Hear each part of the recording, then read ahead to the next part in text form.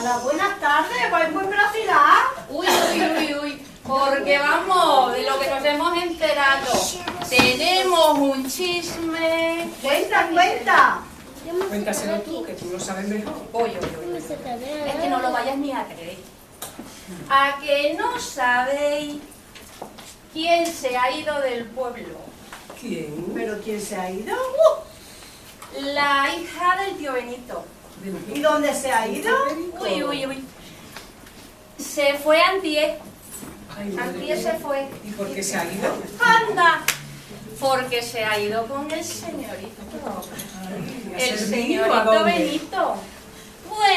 Bueno, se dice que a servir. Bueno, dicen que esa chavala que era un poco así ligera de casco, ¿eh? Bueno, ¿y el señorito qué? No se Ese le no se ha quedado atrás, ¿eh? Ese era muy ligero también.